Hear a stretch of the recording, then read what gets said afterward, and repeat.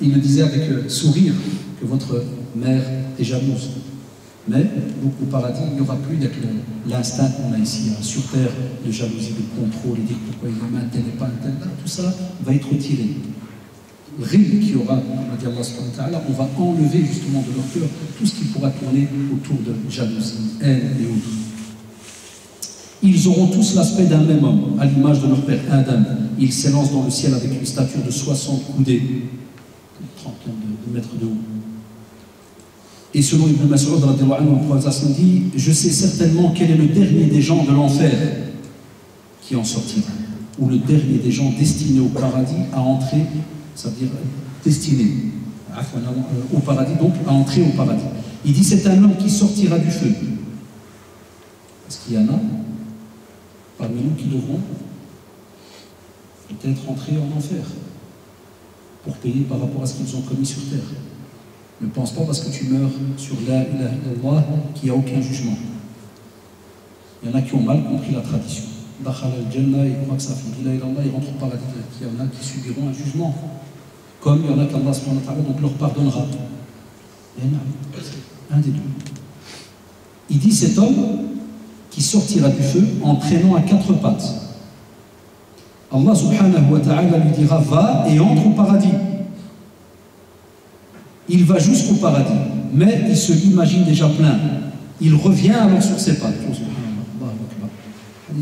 Il revient sur ses pattes.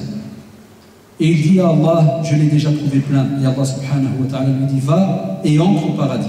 Tu as pour toi un domaine égal à tout le bas monde et 10 fois plus. Hatta même, il ne va pas à la seconde dans le hadith, on le voit, il ne va presque pas le croire. Il va dire, tu me dis ça. Des fois, certains commentateurs ils disent par rapport à la phrase, c'est comme si Allah, moi tu te moques de moi, ou bien il y a comme une situation un peu embarrassante, rabaissante ou autre. Qu'est-ce qui se passe alors que tu es le roi des rois? Et le narrateur il dit, j'ai vu à ce moment-là le prophète sallallahu alayhi wa sallam rire jusqu'à découvrir ses molaires, et il disait, il s'agissait là de l'habitant du paradis qui en occupera la plus basse place. 10 fois plus que ce qu'il y a ici sur terre, toute la terre. Shabab, c'est ça qui doit nous intéresser. Wallahi, c'est ça qui doit nous intéresser. Pas que tu crèves la dalle pour avoir la plus belle voiture. Ou que tu es prêt à crever dans les crédits pour avoir une maison, je ne sais quoi, ou soi-disant bien vivre, comme me disent certains. Bien vivre. Allahu Akbar, où est-ce qu'on a mis nous le bien vivre dans la balance? Par rapport à quoi? Par rapport à quoi, Shabab? Oui, je voudrais un de ces travail pour cœur. Il y en a même qui travaillent dans un boulot qui a du haram un peu de temps, puis il fait oui, mais mon frère, c'est bien toucher 4 000 €, c'est pas comme toucher 1 500. Au moins, on vit mieux. Wallahi, wallahi, tu vis mal. Avec le haram, wallahi, tu vis mal. Il n'y a pas mieux 1 000 € dans le halal. C'est testé, hein, tout ce que je vous dis. Chacun d'entre nous a testé des choses comme ça. 1 000 € dans le halal. Et tu vis bien. C'est pourquoi? Parce qu'il y a une autre condition. 1 000 € dans le halal et avoir l'yaqin, la certitude qu'Allah subhanahu wa ta'ala va te donner ce qu'il a donné dans cette tradition-là. Si tu as cette certitude, wallahi, ton cœur est plein, tu vis à l'aise. Tu n'as même pas besoin des biens des autres, ça sent pour une autre maladie. C'est ceux qui voient toujours ce que les autres ils ont et ils veulent à chaque fois qu'ils aient la même chose. Je ne parle pas avec la bonne intention de pouvoir aussi donner fils à Billah ou d'étudier le Coran pour pouvoir aussi l'étudier et ainsi de suite. Là. Vous savez, je parle d'autres malades. Là. Parce qu'on te dit que ce qu'il y a entre les mains des gens, c'est quelque chose qui va disparaître. Ce qu'il y a entre les mains d'Allah subhanahu wa ta'ala, il ne disparaît pas, il reste jusqu'à la fin. C'est ça que vous devez investir. C'est pour ça que vous devez investir l'Ardalkoum. Et on va presque clôturer avant de passer aux questions. Aussi, Abu Sa'id Khudri dit que le prophète m'a dit, il y a au paradis un arbre. Il y a au paradis un arbre sous lequel, ou à l'ombre duquel, le cavalier, regardez l'exemple qui est donné. Si jamais il monte sur un cheval de race, rapide et dégraissé pour la course, c'est-à-dire que ce n'est pas un cheval qui est plein, qui est lourd, non, c'est un cheval qui, je te dis, court. Il te dit bien, il peut courir durant 100 ans de course, sans arriver à sa fin. Voilà un arbre. 100 ans de course. 100 sana ou le hissan qui gère. 100 ans et le cheval de course, il court. Il n'est même pas encore, entre guillemets, sorti du territoire de l'arbre. Et aussi, Abu Hurairah nous dit que, le prophète m'a dit, un espace du paradis égal à la moitié de la corde d'un arc. Vous savez, un arc, on va dire pas plus grand que cette taille-là. Là, si tu prends l'arc, hein, tu prends son fil, on va dire ça. Un exemple, 1 mètre. Tu dis, si tu prends rien que la moitié, 50 cm. Il te dit, est certainement meilleur que toute l'étendue sur laquelle le soleil se lève ou se couche. C'est-à-dire, un morceau de terre au paradis est meilleur que la place qu'il y a entre l'Est et l'Ouest. Un seul morceau au paradis. Et t'en as certains ici sur terre qui disent, purée, j'aime la terre. Eh bien, j'aime mon quartier. Moi, je crève pour mon quartier. Tu sais quoi, il y a des fois des bastons entre les quartiers. Moi, je crève pour mon quartier. Voilà, le qui meurt pour son quartier. Voilà, quand moi, je meurs pour la place Poge, place Pau, pour 1070. Sinon, à l'école, tous les 3 mètres, il y a 1070, 1080, Momo du Sud, Rifton de la Terre. Voilà. Qui moute pour sa race, pour sa nationalité de je ne sais pas quoi, au Canada, c'est une fierté, alhamdoulilah, de savoir d'où on vient. Même le Prophète avait un sharaf, il avait une fierté de montrer justement d'où on vient. Ça, c'est important. On n'est pas de la rue. Mais ça n'a jamais été expliqué pour que les gens s'entretuent pour, entre guillemets, des fois ces petits territoires, spécialement les jeunes, ils savent de quoi je parle, tous les petits territoires. Et Abu Huraira radiallahu anhu dit, dans une autre tradition apportée par Muslim, l'homme qui occupe le degré le plus bas au paradis est un homme à qui Allah dit exprime un vœu.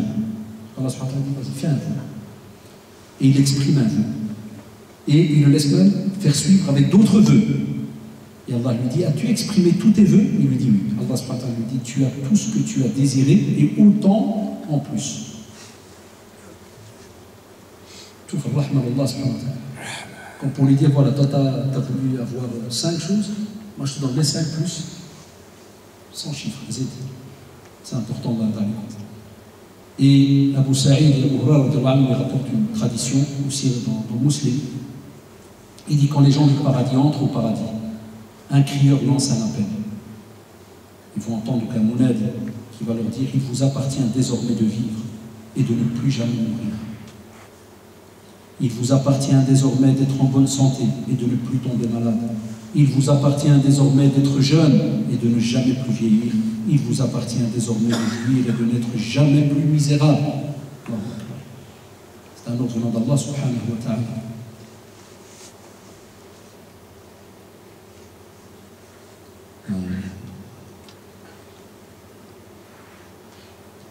Et Abu Sa'id al-Khudri, dans une tradition authentique, il dit, le prophète sallallahu alayhi wa sallam dit, Allah subhanahu wa ta'ala dira aux gens du paradis, ô les gens du paradis, ils vont dire à tes ordres, à ton service, et le bien est entre tes mains.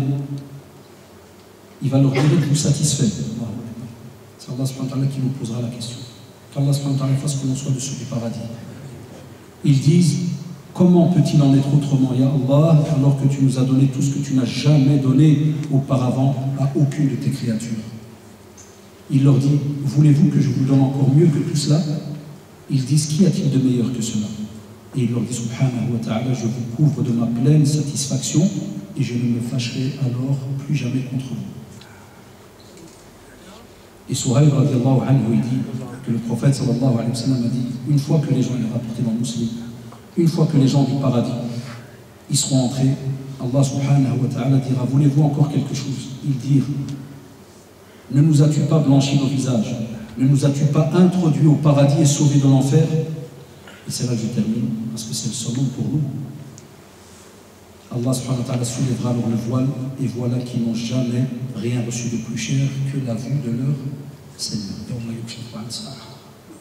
Allah subhanahu wa ta'ala, on le verra, mais au paradis, pas avant. Voilà le sens de notre vie à chaque fois. Voilà l'opportunité qui vous a été donnée durant ce mois de Ramadan. Celui qui est intelligent parmi vous, il sait ce qu'il doit faire. Celui qui veut rater cette opportunité, qu'il continue à rester dans l'état qu'il est, mais même comme ça, nous, on ne veut pas le laisser dans cet état-là. Et on lui dira qu'Allah te guide, qu'Allah ouvre tes yeux, ton cœur. C'est ce que vous devez dire à ceux qui sont à l'extérieur. Vous, maintenant, vous êtes là. Et comme d'habitude, je vous le demande, après chaque conférence, vous êtes tous des du'at, vous êtes tous des prédicateurs. Parlez à certains de vos amis, certains de vos proches. Rappelez cela dans vos familles. Voilà pourquoi on tourne ici sur terre.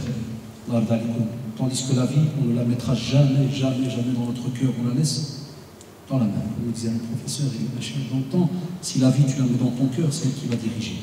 Si tu la laisses dans ta main, c'est toi qui la dirige. Wallah, il y a deux choses.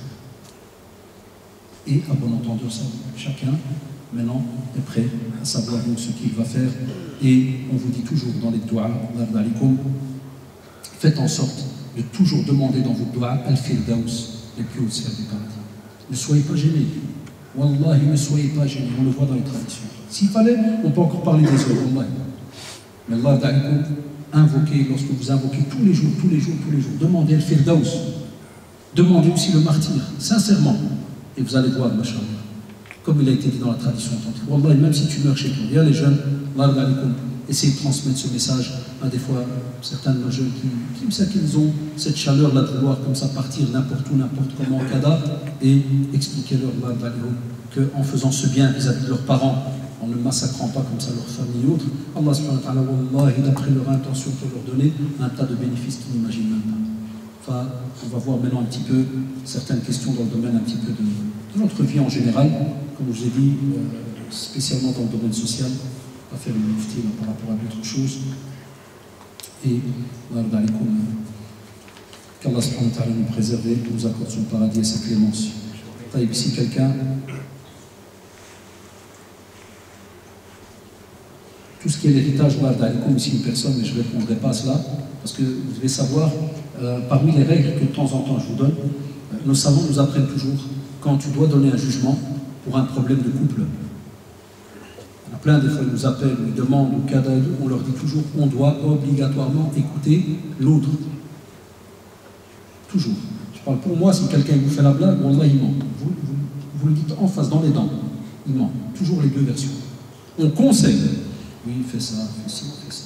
Non, ça, alhamdoulilah, c'est une nasiha qu'on a. On donne une nasiha. On dit, tiens, si vous avez testé ça, faites ceci, faites cela.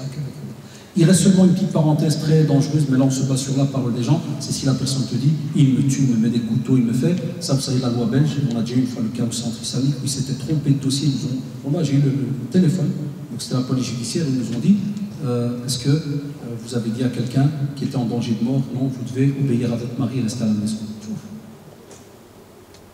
Alhamdulillah, c'était des règles qu'on avait. On était au courant des lois aussi en Belgique. Tout ça, il y a certains jeunes ça, qui ne voient pas l'étendue. C'est pas simple. Et là, on était obligé alors de dire à la personne que si ce que vous dites est vrai, qu'il y a coups et blessures, parce qu'on doit se couvrir. C'est une loi en Belgique, non-assistance à personne en danger.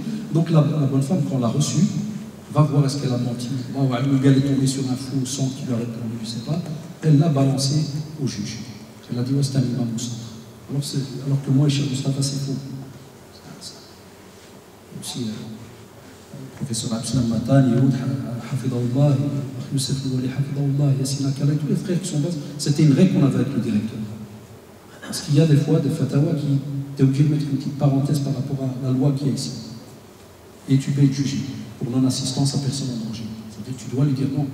Là où on disait à la personne, si c'est vrai ce que tu dis, va chez tes parents, appelle tes parents directement et voilà, tu enlèves ta responsabilité. Et deuxièmement, l'héritage. Combien il nous arrivait de se faire insulter au centre, ou bien même par mail quand je dis, voilà, il faut envoyer, il me dit, ce qui paraît, vous faites des conférences, vous n'êtes pas capable de répondre à l'héritage. Ça n'a rien à voir. L'héritage des Shabab, il n'y a pas plus grande injustice, écoutez-moi bien, Akbar Dhulm, si jamais tu n'es pas au courant, qui reçoit quoi. Et des fois, les Shabab, Wallahi, c'est des subtilités, vous ne pouvez pas imaginer. Les jeunes, tout ce qu'ils ont appris, hein, c'est souvent très très rapide. Le garçon reçoit 2 parts et la fille, 1 part. C'est ce qu'on a habitué à entendre à Bouchanat. Plein de règles. Vous savez que l'héritage peut changer quand, par exemple, ton père meurt avant les grands-parents. Ou bien les grands-parents meurent, puis ils laissent, alhamdoulilah, des biens. Écoutez-moi bien, ton père est mort avant eux, et ton père donc a laissé toi, et par exemple tes frères et sœurs. Vous savez que la règle peut changer d'un pays à l'autre. Vous savez pourquoi? Par exemple, au Maroc, c'est une parenthèse, le Machir là-bas, dans leur nouvelle, même Moudawana, depuis quelques années, ils ont demandé, parce qu'il y a, écoutez, c'est rattaché à un verset coranique qui dit que lorsque vous partagez, n'oubliez pas avec l'Yatam, avec les orphelins qui sont proches, en parlant de qui? Ça veut dire des enfants de votre frère à vous, qui est mort, mais avant les parents, c'est-à-dire tes grands-parents à toi. Tout la difficulté. Et comme ce n'est pas une obligation, c'est juste de demander de penser à eux, ils ont remarqué par exemple, c'est une parenthèse, parce que dans nos études, on doit avoir un peu les différents cas, d'après les nationalités qu'on a, et on a dû étudier par rapport au Maroc, on te dit qu'ils ont remarqué que comme ce n'est pas obligatoire, vous savez ce qu'ils faisaient les gens avant? Ces enfants, là, ces gosses, il les appelait direct. Jamais il leur donnait quoi que ce soit. Et au Maroc, ça a été rendu maintenant obligatoire quasi. C'est-à-dire, dès que tu veux partager, ils doivent être présents. Même si dans le Shara, ce n'est pas obligatoire. Ils ont dit, comme Allah de penser à eux, vous ne voulez pas, nous on va vous faire penser à eux. Et on va vous obliger à leur donner quelque chose. Donc, tout, subhanallah, comment les règles elles peuvent changer. Quand tu vas faire un partage là-bas par rapport à un partage ici. Deuxièmement, tu dois être au courant, subhanallah, qu'il arrive que ton père ait une deuxième femme, il arrive que tu aies des demi-frères, tu aies des ceci. Il y en a plein qui croient que parce que c'est des demi, ils n'entrent pas. Ça dépend qui est mort. Est-ce que c'est la mère parce qu'ils n'ont que le père en commun ou bien que la mère en commun? Il y a 36 règles. On ne peut pas. Après, il y a les dons. Qu'est-ce que ton père a fait comme don? Des fois, il arrive que le père a fait un don, par exemple, à un des fils. Et que les enfants estiment que c'est une injustice. Alors que quand tu vas faire une enquête et tu apportes toute la famille, on voit que c'est le fils qui s'est occupé d'eux de A à Z et autres, et que le père était en droit justement de donner. Mais le don ne peut pas dépasser un tiers. Il y a un truc de dingue.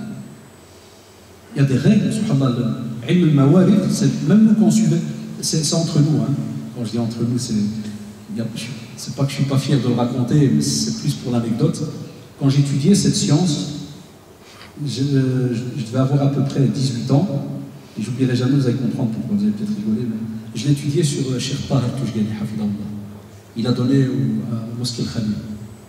Je suis venu au premier cours, deuxième, cinquième, sixième, je me suis assis tout derrière, et j'ai essayé de harab. Je ne comprenais plus. C'est des maths, hein, mais c'est des équations. 1 inconnu, 5 inconnus. J'ai commencé à harab. Je me suis assis derrière, je commençais à coller le mur doucement avec la chaise, et il m'a capté de loin. Je voulais lui dire, tu es en train de m'adder pour rien, je ne comprends rien, je ne sais pas ce que tu racontes. C'était la première fois que je rentrais dans cette science. C'est un truc de dingue. Et il y a plein de versets à étudier, parce qu'il y a d'abord l'héritage, il vient du Coran même, on l'a déjà dans le Coran. Tu dois savoir c'est quoi, comment, les règles. Est-ce que si jamais, il y a même des familles, des fois, il te dit même, oui, il peut recevoir deux parts, mais notre fils, il prie pas pour nous, c'est un kafir, il ne rentre pas dans l'héritage. Est-ce que c'est toi qui détermines que c'est un kafir? Vous savez combien on a reçu de dossiers au centre sur les 14 ans que j'ai passé là-bas, des trucs de fou. Wallahi. Et on a même eu des parents, par exemple, maintenant la sœur va m'expliquer un problème, il dit, ouais, parce que les parents travaillaient, cette sœur a 2 frères, qui ont fait le partage chez le notaire, voilà. Il y en a qui vont chez le notaire, ils acceptent le partage du notaire. Haram. Tu peux pas. La loi te l'impose. Il n'y a personne, ne peut jamais être hors la loi. Tu dis, oui, c'est la loi, va chez le notaire. Signe avec lui. Tu as fait la loi. Mais dès que tu sors, là, il y a la loi d'Allah. Et là, tu es obligé de revenir au partage du Coran et de la Sunna. Et pas que tu me dis non, mais le notaire, il a dit je prends 10 000. Ah, il y en a plein qui. Ou bien j'ai eu des parents qui venaient chez moi au centre et qui me disent mon fils, je l'ai enlevé de Hala Madiniya, c'était un Msrout Walidim, et j'ai donné toute ma maison à mon autre fils. Je dis, Wallah, tu n'as pas le droit. Tu es encore vivant. Même si c'est vrai que tu peux, regarde, quand tu es vivant, tu peux faire ce que tu veux. C'est vrai ou pas? Mais regardez la subtilité, c'est ça qu'on a dû apprendre pendant des années, Shabab. Wallah, et des années, on est patient et on apprend, parce que tu dois coller même les autres hadiths. Et bien dans cette histoire-là, qui est une histoire entre guillemets qui va entrer dans l'héritage, il y a aussi l'histoire de Sunnah, avec l'histoire de Nu'man ibn Bashir, qui dit qu'il est avec son père et son frère, et il vient, il veut prendre le prophète Asma témoin, où il dit je donne à mon fils. Et le prophète lui dit est-ce que tu as donné la même chose à l'autre? Il dit non. Il dit je ne peux pas être témoin. Non, j'ai dû expliquer au père tu vas, Yahri, tu es vivant, tu as le droit de faire ce que tu veux avec ta maison. Mais regardez, le prédicateur, il doit aller plus loin avec lui. Yahri, tu vas laisser sur terre 2 ados, 2 ennemis. Ils ne vont plus jamais se parler, c'est fini, ta race, elle va s'éteindre demain. Ce n'est pas le but, à cause d'une maison. Donc notre but, c'est quoi? Garde-ton bien 2 minutes. Et ce qui est le plus important avant de faire un don, c'est de récupérer ton fils ou ta fille. Et oublie le Hala Madaniya pour l'instant. Regardez, donc, ne soyez pas étonnés quand, des fois, ces questions-là, on vous dit, il faut des... Chez nous, au centre, qu'est-ce qu'on demandait? C'est que vous devez écrire tout ce qu'il y a, tous les détails, tous les vivants qu'il y a par rapport à ceux qui sont autour de tes parents. Tous les biens, les dettes, s'il y a eu des frais d'enterrement, parce que c'est ce qu'on appelle le talika. Vous savez, Tarika, c'est ce qu'a laissé le mort. Et on doit retirer tout ce qu'il y a comme frais, dettes et autres, et les dons, comme on l'a dit, retirer. Alors on passe au partage. C'est pas que, Yallah, il meurt, tu me dis ça fait, je prends le premier, tu prends le deuxième étage, ou moi le troisième. Pas après. C'est pas. Lorsqu'on parle que pendant le mois de Ramadan, les diables sont enchaînés, les djinns. Ouais, ça, de nouveau, nos jeunes doivent savoir que dans le monde des djinns, c'est dedans qu'on a des diables et autres. Parce que chez les djinns, on a des musulmans et des non-musulmans. Comme il y a des chrétiens, il y a toutes les races dedans. Et par exemple, lorsque nos parents, des fois, ils ne savent pas ça, quand tu dis en langue arabe, quand tu dis à quelqu'un Ifrit, ça vient d'où? Les savants te disent l'Ifrit, c'est un djinn mutamarrid. C'est-à-dire c'est un khalis parmi les djinns. C'est un de ces méchants parmi les djinns. C'est un djinn mutamarrid qui ne veut rien écouter. Donc on a des catégories dedans. Et c'est pour ça qu'Allah subhanahu wa ta'ala cite Satan, qu'est-ce qu'il dit? Kana min al-jinni fa fasaqa an. Vous savez, des jeunes qui se trompent encore aujourd'hui, même des plus âgés, qui disent que Satan c'était un ange, c'était un malek, puis après il a déconné, il est sorti, il s'est retrouvé dans le monde. Non, parce qu'on ne lit pas le Coran.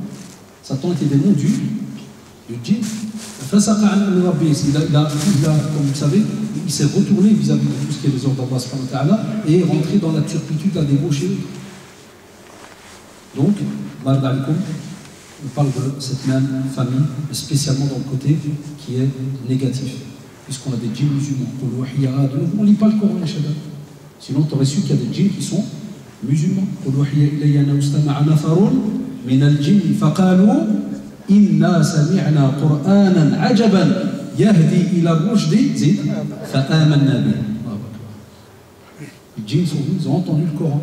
Et un groupe s'est converti, machallah, reconverti.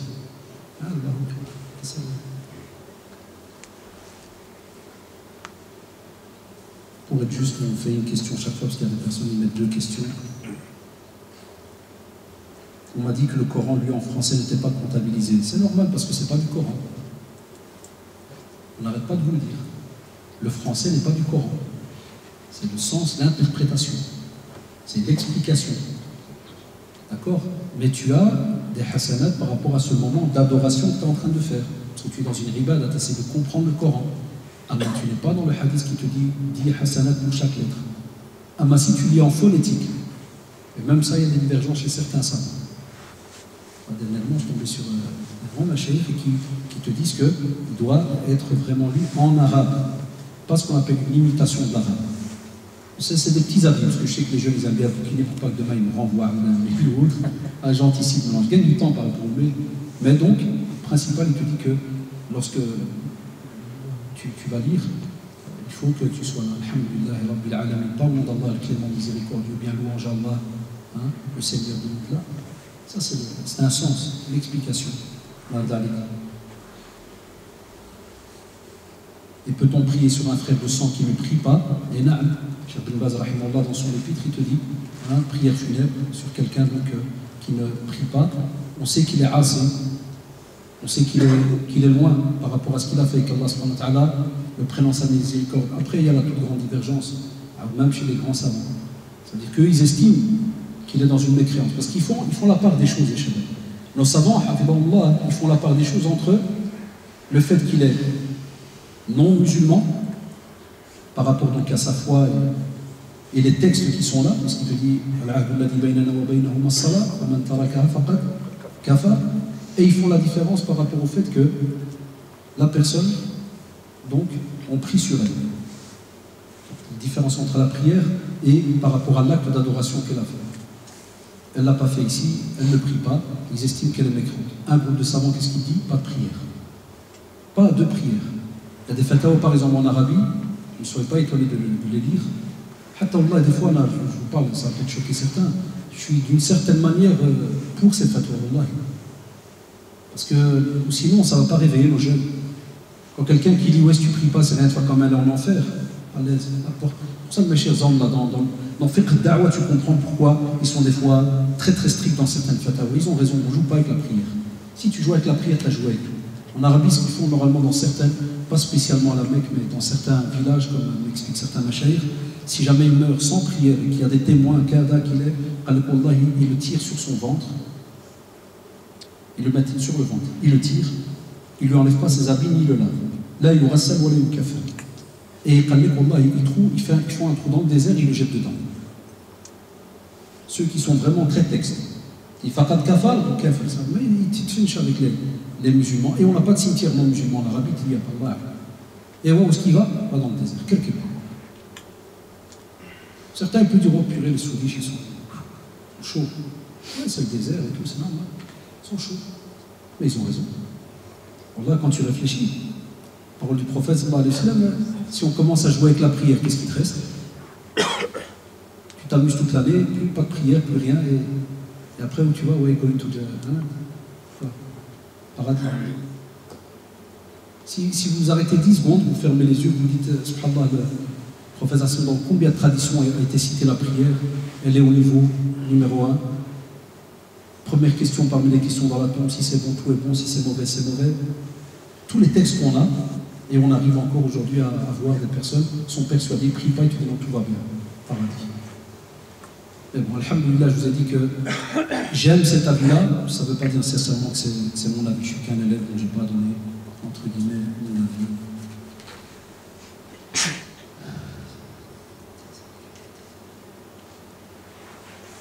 Ça, c'est pour les responsables, c'est les SMS pour recevoir les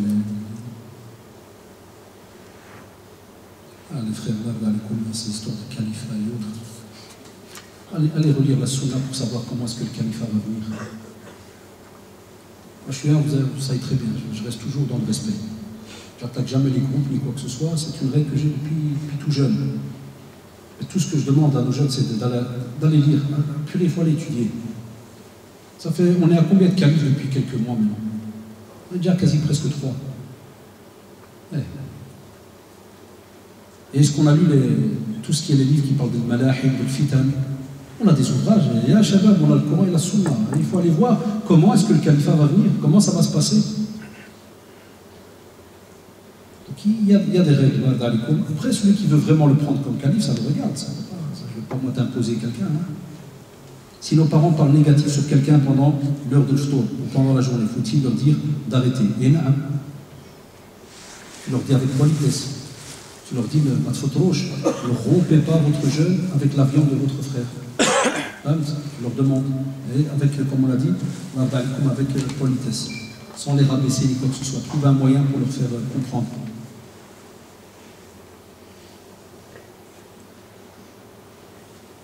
Il y a des questions, je ne comprends pas. Je vis avec ma mère et ma soeur, et aucune d'elles ne prie. Je fais plusieurs fois la remarque, mais rien ne change, que dois-je faire? Tu continues. Continue, continue, à faire, par exemple, si c'est un garçon, par là c'est un garçon, continue par exemple à faire tes nawafil, si tu vas à la mosquée, prière obligatoire. Fais les surérogatoires ou ça, à la maison, dans le salon, ça il te voit. Si jamais tu arrives en retard, tu ne sais pas prier à la mosquée, fais l'adhan à la maison. Doucement, hein, ne viens pas commencer à crier Allahu Akbar, Allah. C'est bien ceux qui ne veulent pas prier, ils sont déjà dans un mode shaitan, il est aux aguets. Un petit adhan, doucement dans un coin. Mais il y a même des fois, des choses qui psychologiquement ça tape à l'œil, mais il prend la blanche. Vous serez étonné, de loin, même si la personne te montre une petite dureté, mais ta mère spécialement, encore peut-être ton frère, ta soeur, il va encore rester un peu dur, mais la mère c'est différent, elle a une approche très. Vous serez étonné, wallah. Mais un petit qamis, Inch'Allah, tu ne vas quand même pas te prier en training, hein. C'est pas que c'est haram, mais ça ne se fait pas. D'une certaine manière, vous avez compris. Mais viens, mets un petit qamis blanc. Fais un petit adhan. Enjolise ta voix quand tu si c'est une prière à voix haute. Et dans ta prière, invoque Allah subhanahu wa ta'ala pour eux non-stop. Un des plus grands bénéfices que tu pourras avoir, c'est d'invoquer Allah subhanahu wa ta'ala pour tes parents dans chaque soujoud. Et quand tu marches en rue, invoque Allah pour tes parents aussi. Allah, quand tu marches, invoque. Nous, on est des radins de l'invocation, on est des paresseux de l'invocation.